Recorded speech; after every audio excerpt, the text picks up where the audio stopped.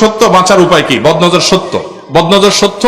কেউ কোনো কিছু দেখে যদি তাবারাকাল্লাহ না বলে, হাদিসে আসছে, মাশাআল্লাহ না বলে, আল্লাহর দিকে সম্বন্ধ না করে, বরং ওরে বাবারে ওরে মারে বলে একটা ভালো তরকারি, ভালো কিছু, ভালো মানুষ, সুন্দর বাচ্চা, ভালো কিছু দেখে রাক্ষসের মতো চায়া, আশ্চর্য হয়ে যদি চায়, তাহলে এটাকে বলা হয় নজরে হাসেদ বা হিংসুকের নজর। এই হিংসুকের নজরের কারণে ওই ব্যক্তি বা বস্তু ক্ষতিগ্রস্ত হতে পারে। এটা স্পিরিচুয়াল এবং আধ্যাত্মিক একটা বিষয়, যেটা বাহ্যিকভাবে বোঝা যায় না। এটা যে ক্ষতি হয়, যারা বদনজরের শিকার হন বিভিন্ন সময়, তারা আঁচ করেন, হাড়ে হাড়ে টের পান। ইমানদারদের জন্য এগুলো আল্লাহ রাব্বুল পক্ষ থেকে এক্সট্রা বোনাস, যে তারা কিছু বিশেষ সুবিধা পায় যেগুলো বেঈমানরা পায় না, ধরতে পারেন। এই জন্য বদনজর থেকে বাঁচার জন্য কি করবেন? বাচ্চারে বদনজর থেকে বাঁচার জন্য এখানে একটা কালো টিপ দিবেন, ঠিক আছে না? একটা কালো তাগি বাঁধবেন গলায়, একটা হাতে একটা।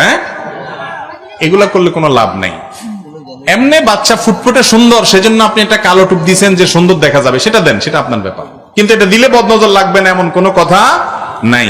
আমার দেশে যে কত কাহিনী মানুষ করে, ওই যে আপনার খেতে মাটির হাঁড়ির পিছনে কালি মাখি খাড়া করাই দেয়, আছে না নাই? চুন মাখি খাড়া করে দেয়। আবার ওই যে আপনার গরুর আড্ডি এগুলা ঝুলে রাখে, তাহলে বদনজর হবে না। এগুলো অযথা কথা। বদনজর থেকে বাঁচার জন্য কেউ কোনো কিছু দেখে যদি বলে ওরে বাবারে এত সুন্দর, বলবেন যে মাশাআল্লাহ বলো, তাবারাকাল্লাহ বলো। যদি সে মাশাআল্লাহ তাবারাকাল্লাহ বলে, মাশাআল্লাহ বলে, ইনশাআল্লাহ বদনজর লাগবে না। এটা হলো ঔষধ।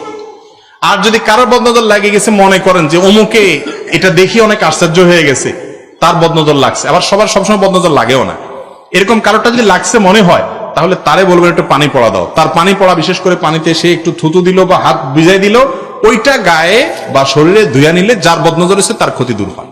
এটাও হাদিস দ্বারা প্রমাণিত।